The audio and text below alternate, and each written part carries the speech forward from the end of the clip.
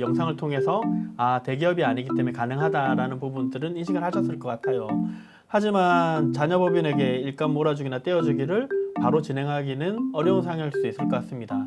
근데 방금 이야기해 주신 법인 주주에 대한 배당에 관심을 이제 가지실 것 같은데 그 배당에 대해서 좀 더 자세히 설명 부탁드리겠습니다.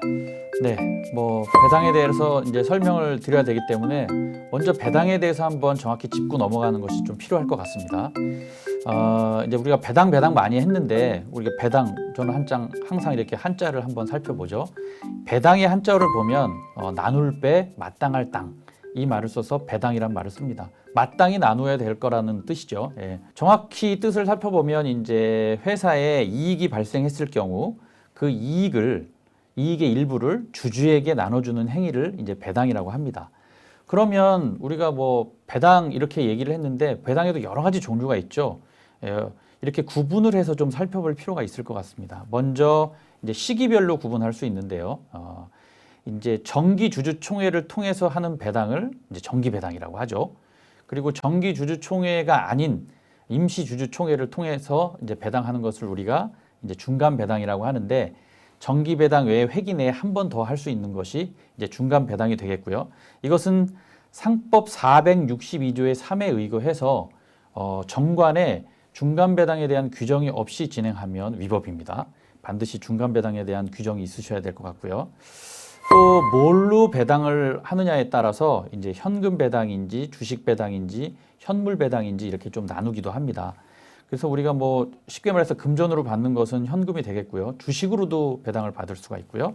이제 이 금전 외의 재산으로도 배당을 할 수가 있는데 상법 462조의 4에 근거해서 할 수가 있습니다. 가령 예를 들어서 법인의 회원권이라든가 법인 명의로 가입한 이제 기업보험이라든가 이런 것들을 또 배당으로 활용할 수가 있습니다. 이것이 이제 현물 배당이 되겠고요. 또 어떻게 배당하느냐에 따라서 이제 균등 배당이냐 불균등 배당이냐를 나눌 수가 있습니다. 균등 배당은 우리가 잘 아는 상법 464조에 의거해서 합니다. 즉 배당의 기본은 주주가 가진 주식의 수에 따라 한다. 즉 지분율에 따라서 한다는 것이 배당의 원칙입니다. 이것이 이제 균등 배당이 되겠고요. 그러나 이제 우리가 불균등 배당, 우리가 잘 알고 있는 차등 배당, 초과 배당이라고 표현하기도 합니다. 소액 주주의 권익을 침해하지 않는 범위 내에서 주주 전원의 동의가 있을 경우에는 배당률을 달리할 수 있다고 했죠. 예, 그것이 이제 불균등 배당입니다. 그 다음에 또 하나는 이제 감액 배당이라는 것이 있는데요. 상법 461조의 2에 나오죠. 예, 이게 뭐냐면, 이제 회사는 자본금 말고 이제 자본 항목에서 자본 거래를 통해서 이익이 발생할 경우, 그러니까 배당을 할 때도 10%는 이익 준비금으로 이제 쌓아놓죠. 그 다음에 주식 발행 초과금이라든가 기타 여러 가지에 의해서 자본 이익이 생겼을 때 이제 자본 준비금이나 이익 준비금으로 이제 쌓아놓는 경우가 있는데 이것은 뭐냐면 쉽게 말하면 이제 자본이 잠식당한다든가 이런 것들에 대비한 대비책이라고 할 수가 있는데 일정 부분 이상을 불필요하게 쌓아둘 필요는 없는 거죠. 이 지금 상법에 자본금의 1.5배 이상이 쌓이면 이것을 다시 잉여금으로 다시 배당을 해서 그러니까 배당을 할 수 있도록 하는 것이 이제 감액 배당이라고 하는 것입니다. 감액 배당도 이제 사용을 할 수가 있죠. 많이들 사용하지는 않죠. 예. 이렇게 배당의 종류가 있다는 것을 먼저 알고 우리가 진행하려고 하는 법인 주주에 대한 배당이 어떤 것이 있는지를 한번 살펴볼 필요가 있을 것 같습니다. 네, 말씀해 주신 배당 중에서 불균등 배당, 또 차등 배당이라고도 하고 초과 배당이라도 하고 근데 대표님들이 지금 그 배당 부분이 안 된다. 지금은 세법이 바뀌어서 안 된다고 알고 계신 분도 있고 그다음에 실제로 실익이 없어서 이게 아직까지 지금 활용하지 않는다는 이야기도 있는데 거기에 대해서 좀 자세히 설명 좀 부탁드리겠습니다. 네, 지금 얘기한 것이 바로 이제 불균등 배당, 차등 배당, 초과 배당에 대한 얘기죠. 예전에는 출구 전략을 이것으로 많이 썼죠, 사실. 왜냐하면 소득이 없는 주주 같은 경우에는 거의 1억 3천 정도까지는 15.4%만 내고 가져올 수 있었으니까요. 이제 이게 차등 배당이었는데 사실 예전에는 차등 배당은 둘 중에 하나만 내면 됐었어요. 뭐냐면 초과 배당에 대한 소득세와 초과 배당에 대한 증여세 둘 중에 큰 것 하나만 내면 됐었거든요. 그래서 이것을 활용해서 이제 그 차등 배당을 많이 활용했죠. 그러나 이제 2021년에 이렇게 해서 세금 없이 세금을 줄이면서 너무 많은 이제 출구 전략이 이루어지니까 과세관청에서 이것도 이제 막았죠. 그래서 쉽게 말해서 지금은 초과 배당에 대한 소득세도 내야 되고, 그다음에 초과 배당에서 소득 세액을 공제한 것에 대한 차액에 대한 거에 대해서는 이제 증여세를 또 내야 됩니다. 그래서 두 가지 다 내야 되기 때문에 이렇게 되면 큰 실익이 없네 하고 이제 차등 배당이 많이 없어졌죠. 그러나 지금 말씀하신 대로 개인 간에는 없어졌는데 이제 법인 주주에게 이렇게 초과 배당을 할 수 있는 것은 아직 유효하게 살아 있다는 것이 중요한 거죠. 그래서 사실은 개인은 안 되지만 법인은 된다. 이런 차원에서 지금 이것이 많이 이루어지고 있고, 자녀법인이 이슈가 된 것도 이제 이 문제 때문에 많이 이슈가 됐다고 할 수 있을 것 같습니다. 그렇다면 방금 이야기해 주신 자녀법인과 부모법인이 초과 배당을 받는 이제 프로세스가 어떻게 되는지, 또 어떤 이익이 있는지 부분을 한번 좀 설명 부탁드리겠습니다. 네. 물론 모든 것이 다 이익이 있어야 진행이 되겠죠. 이것도 이제 우리가 국내 자회사 배당금 이중과세 조정 합리화, 여기에 따른 혜택을 우리가 보면서 이제 말씀을 좀 드려야 될 것 같아요. 쉽게 말해서 부모법인이 자녀법인에게, 여기서 이제 자녀법인은 자녀의 이름으로 대주주가 됐던 임원이 됐던, 임원은 추가로 되든지 해야 됩니다. 이제 기본은 대주주가 돼야 되는 거죠. 지분을 가지고 있는 자녀법인에게 이제 배당을 실시하는 것인데요. 자, 이렇게 배당을 했을 때 이 법인은 어떻게 세금을 내야 되는지를 한번 살펴볼 필요가 있을 것 같습니다. 먼저 배당을 하면 그대로 그 금액에 대해서 다 배당세, 법인은 배당세를 낼 수가 없죠. 이제 법인세를 내게 됩니다. 법인세를 내는 것이 아니라 이제 여기에 그러니까 입금 불산입률이 있습니다. 즉 내가 1억을 줬을 때 다 하는 것이 아니라 몇 프로 정도는 입금으로 잡지 않는다. 즉 세금을 내지 않는다. 비과세다. 이렇게 이해하시면 될 것 같은데요. 이것도 작년에 비해서 올해 법이 바뀌면서 굉장히 좋아졌죠. 뭐냐면 예전에는 그러니까 자녀법인이 부모법인에 대한 지분을 50% 미만 가지고 있을 때는 입금 불산입률이 30%였어요. 즉 30% 정도를 비과세해 줬던 겁니다. 그리고 50% 이상 가졌을 때는 50%를 비과세해 줬습니다. 그리고 100% 이상 가졌을 때는 세금을 내지 않아도 됐죠. 100% 비과세였으니까요. 그런데 이것이 올해 어떻게 바뀌었냐면 굉장히 좋아졌죠. 50%가 아니라 20% 미만이어도 30%를 비과세해 줍니다. 그리고 20% 이상 50%까지 갔을 때 80%까지 해주고요. 그다음에 50% 이상만 가지고 있으면 100% 이제 입금 불산입이 되는 겁니다. 자, 이거를 이제 하나하나씩 예를 들어서 제가 설명을 해드릴 건데, 국내 자회사 배당금 이중과세 조정 합리화가 굉장히 유리하게 지금 전개가 되고 있기 때문에 지금 이 법인 주주에 대한 차등 배당이 활발하게 이루어지고 있는 거죠. 즉 다시 말씀드리면 개인이 아닌 법인 주주에게는 이 초과 배당이 가능하다는 거예요. 이거 1번이고요. 두 번째는 법인은 배당세가 아니라 법인세를 납부하는 겁니다. 법인은 법인세만 납부할 수밖에 없어요. 세 번째는 지분율에 따라 배당받은 금액의 일정 부분은 입금 불산입하는데, 아까 말씀드린 것처럼 대부분의 자녀법인은 부모법인이 원체 그 자산 가치가 크기 때문에, 비상장 법인의 가치가 크기 때문에 많은 지분을 확보할 수가 없죠. 대부분 20% 미만일 거라고 보는 겁니다. 20% 미만이라도 30%는 입금 불산입해서 비과세 된다는 얘기입니다. 이것은 법인세법 18조의 2 그리고 법인세법 시행령 17조의 2에 근거해서 이루어집니다. 자, 그럼 예를 한번 들어볼까요? 모 법인의 지분을 자녀법인이 5% 정도 보유하고 있다고 보고 부모법인이 자녀법인에게 2억을 배당한다고 가정해 보겠습니다. 물론 차등배당, 초과배당입니다. 그러면 과표가 나와야 되는데 아까 2억에 대해서 다 과표로 잡지 않는다고 그랬죠?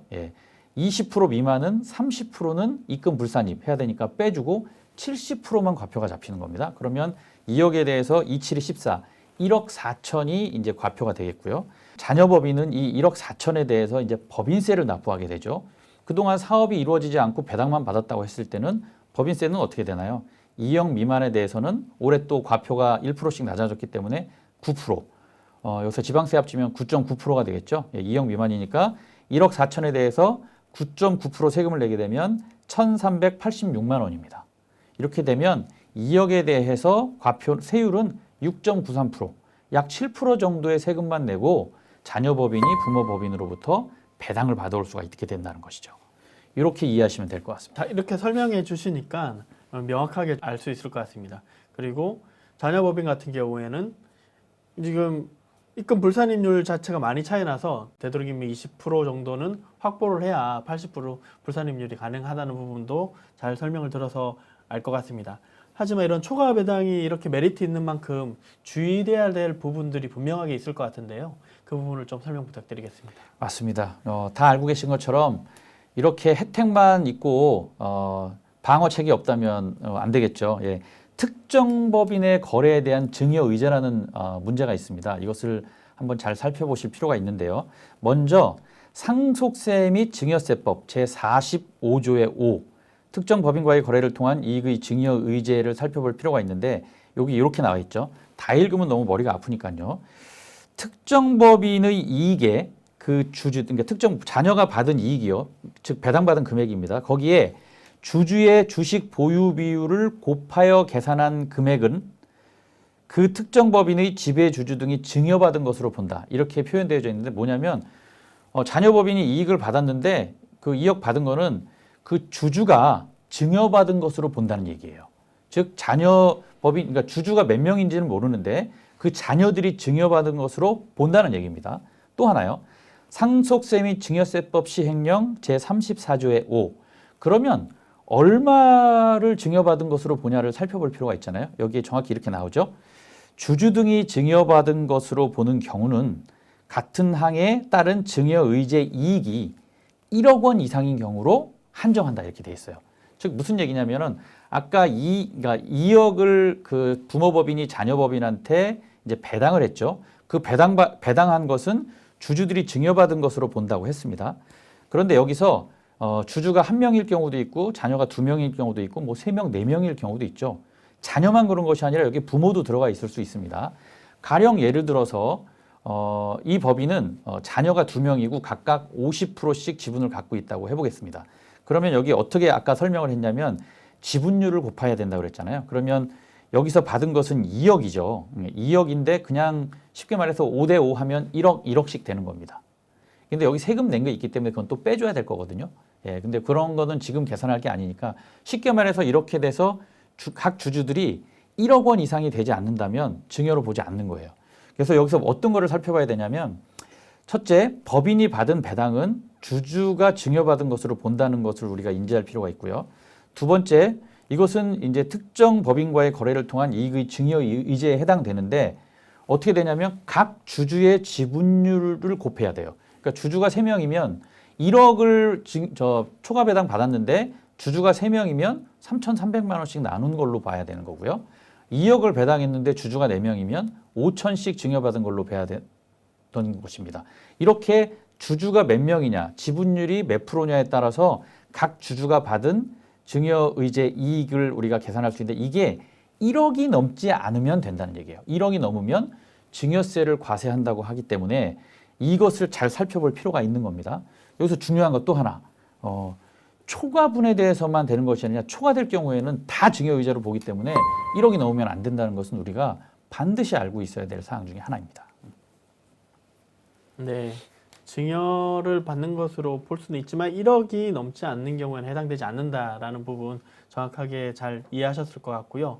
그리고 마지막으로 이 영상 부분 지금 자녀법인을 활용한 이야기한 것처럼 그 전략 부분을 간단히 정리 부탁드리겠습니다. 네, 결국 그 자녀법인을 활용해서 지금 말씀드린 이 초과배당, 뭐 차등배당 이런 것도 가업승계 차원에서 이루어져야 된다는 것은 우리가 좀 먼저 생각을 해야 될 것 같습니다. 가업승계가 아닌 다른 방법으로 이런 방법을 실행했을 때는 문제가 될 소지가 많기 때문에 가업승계 차원이라는 것을 먼저 우리가 알고 들어가야 될 것 같고요. 정리해서 말씀드리면 아까 말씀드린 것처럼 부모 법인이 굉장히 커져 있는데 이것을 뭐 가업상속 공제나 증여세 과세 특례로 진행하기가 애매모호한 상황이라면 자녀법인을 따로 하나 만들 수 있다는 거죠. 자녀들이 대주주가 되고 가능하면 임원으로도 될 수 있어야 됩니다. 그렇게 되지 않을 경우에는 이제 부모가 어느 정도 임원으로 있다가 나중에 자녀가 임원이 될 상황이 되면 이제 부모는 빠져나오고 자녀가 임원이 되는 그런 과정을 거치게 되겠죠. 그래서 자녀법인을 만들어서 임원을 구성하고 그 다음에 아까 말씀드린 것을 고려해서 주주를 구성을 하셔야 됩니다. 지분율도 잘 계산해서 지분율을 정해야 되겠죠. 이렇게 해서 먼저 일감 몰아주기를 하거나 일감 떼어주기를 해야 되는데 그렇게 해서 순손익 가치를 낮출 수가 있고요. 그것이 여의치 않을 때는 초과 배당을 먼저 실시하면서 자녀법인의 가치를 키워주고 부모법인의 가치는 떨어뜨리는 작업을 자동적으로 실행할 수 있게 됩니다. 그렇게 돼서 이제 어느 정도 자녀법인이 많이 커지고 자생력을 갖추고 부모법인이 많이 줄어들었을 경우 이제 부모법인 청산하거나 아니면 자녀법인이 부모법인을 인수하거나 합병하는 이런 과정을 통해서 자연적으로 가업 승계가 이루어진다면 이 또한 뭐 가업 상속 공제나 증여세 과세 특례 못지않은 큰 가업 승계 전략 중에 하나가 될 것 같습니다. 네. 워낙 잘 설명해 주셔서 대표님들에게 많이 도움이 될 것 같고요. 하지만 이제 실전 같은 경우는 많은 다양한 변수들이 많기 때문에 아래 보시는 상담 신청 링크를 통해서 저희 수석연구원에게 질을 남겨주시면 상담이 가능할 것 같고요. 또 마지막으로 그래도 대표님들에게 좀 당부의 말씀, 마무리 인사 부탁드리겠습니다. 네, 오늘은 자녀법인을 활용한 가업승계 전략에 대해서 뭐 간단히 말씀을 드렸는데 대표님들께서 사업을 영위하시다가 이렇게 승계할 때 많은 고민과 괴로움이 있을 줄 압니다. 우리가 기존에 있던 가업 상속 공제라든가 증여세 과세 특례라든가 여기에 또 하나 자녀법인을 통해서 가업 승계를 제대로 이루어내신다면 대표님들한테도 큰 도움이 될 것 같습니다. 궁금한 점이 있으시거나 문의하실 점이 있으시면 뭐 주저하지 마시고 저희한테 문의 주시고 저희는 최선을 다해서 도와드리도록 하겠습니다. 오늘 영상 이렇게 마치도록 하겠습니다. 감사합니다. 네. 법인의 잉여금이 쌓일 때 가장 먼저 해야 할 일은 무엇일까요? 그것은 쌓여있는 잉여금을 안전하게 가져올 수 있는 절세 플랜입니다. 법인을 운영하다 보면 성장에만 집중하게 됩니다. 하지만 그것은 매우 위험한 일입니다. 왜냐하면 자산의 증가 속도보다 세금의 증가 속도가 훨씬 더 빠르기 때문입니다. 하지만 회사의 성장과 동시에 절세 플랜을 세운다면 세금 걱정 없는 자산가가 될 수 있습니다. 이것이 진짜 부자들이 자산을 지키는 핵심 노하우입니다. 진짜 부자들의 절세 노하우가 궁금하시다면 영상 하단의 설명문을 클릭해 주세요.